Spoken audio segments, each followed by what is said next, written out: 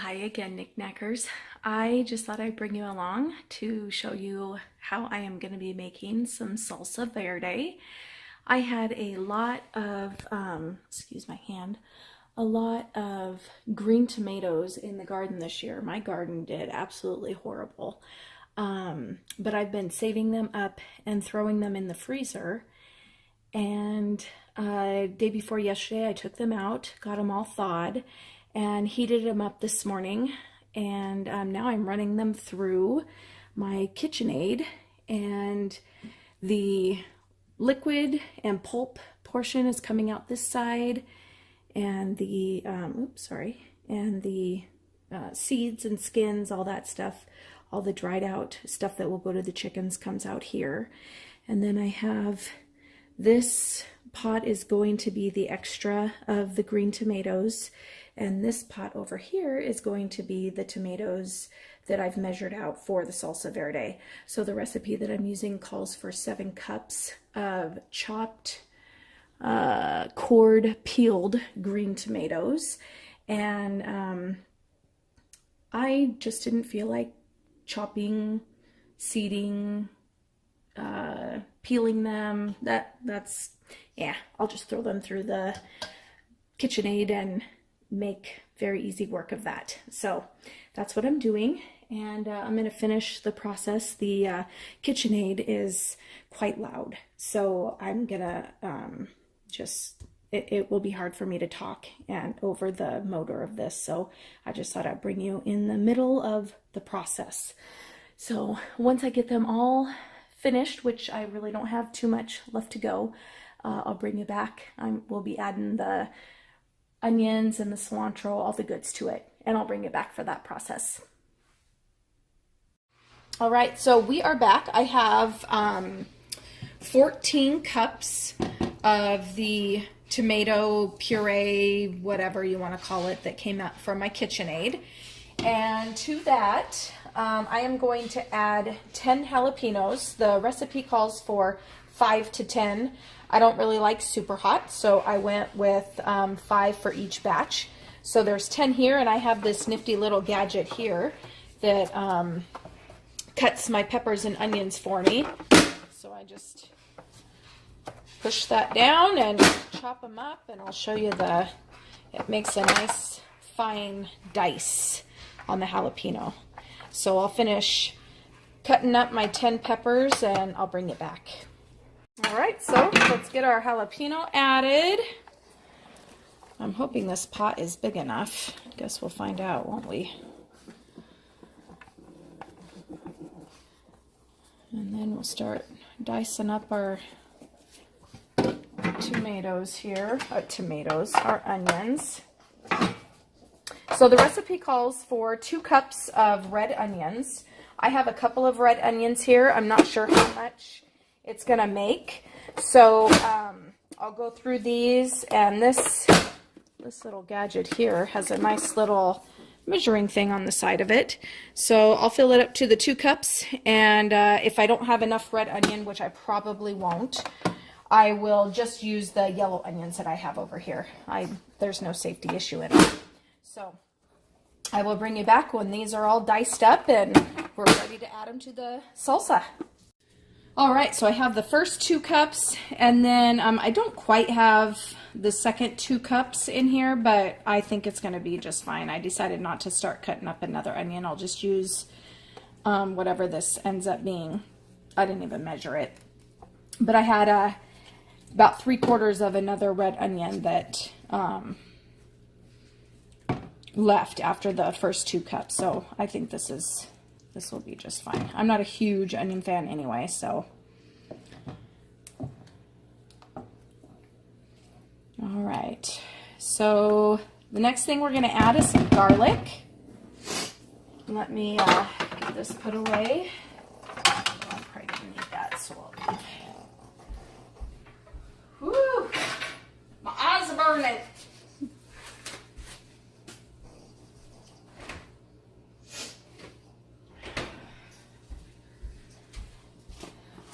So 2 cloves of garlic.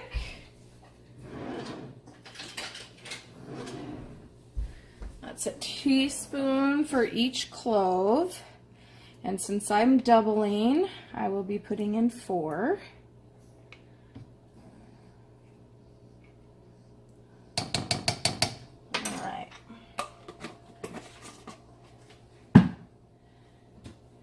And then the recipe calls for 1/2 cup of lime juice, which is a full cup,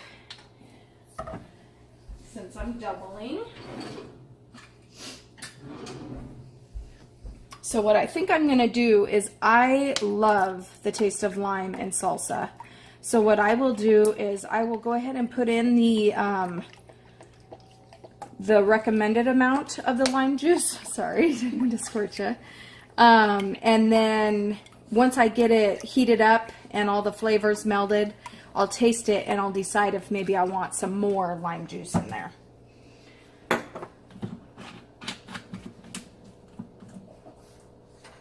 Oops. All right, so we need to get this boiling before we add anything else to it. So I'm going to turn the heat on and get this going. I'll bring you back once it's boiling. All right, so I have some cilantro in there, and the recipe calls for 1/2 cup of loosely packed cilantro, so it would be a full cup for both. But Becca does not really like cilantro, so I'm going a little light on how much it's called for in the recipe. You're welcome, baby. Thanks. And now we'll add some spices to it. So let's see, cumin, and I actually have this packet right there. Let me get a different teaspoon here. So 2 teaspoons for 1 batch. So 1, 2, 3,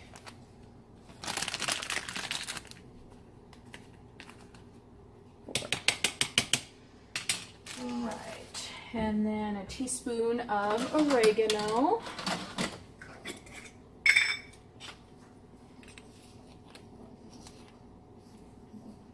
One, 2, and a teaspoon of salt. 1, 2, and a teaspoon of pepper.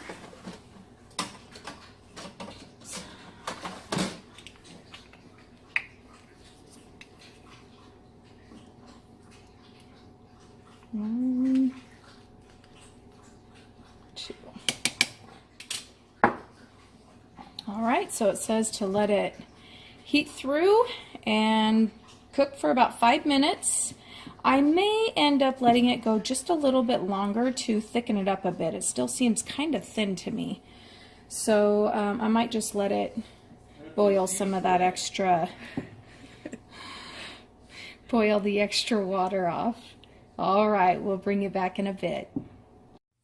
So Becca and I tested this numerous times, and we added more lime juice and more salt until we both agreed that there was enough lime juice and enough salt. So I will let you know, for us, that ended up being an extra cup of lime juice and I think 3 teaspoons of salt. So that's our personal preference. For other people, that might just be too much of both. But since we're making this for us, we want to enjoy what we're eating. Okay, so these are going to get filled to a 1/2 inch. And then they will be then they'll be canned for 25 minutes for our altitude.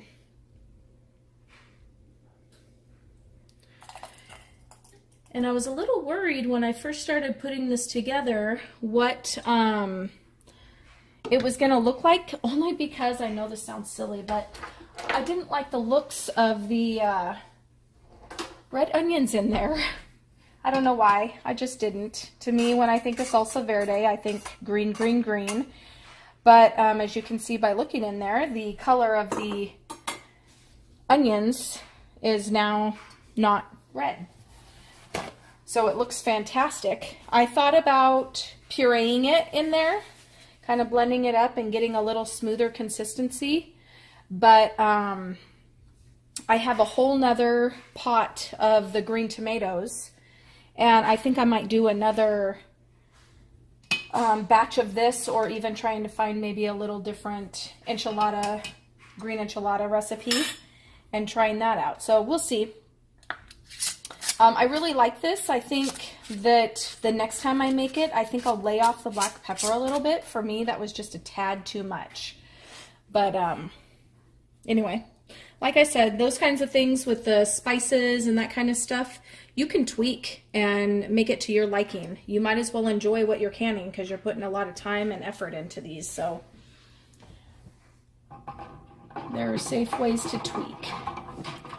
And spices is definitely one of them.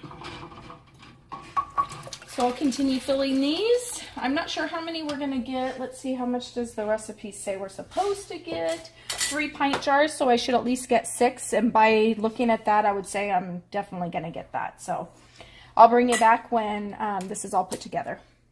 All right, so I got the last jar put up here, and as you can see, still have a nice amount. I better get at least another pint out of that, and then some. But this is pint number 8. We'll get that in the canner.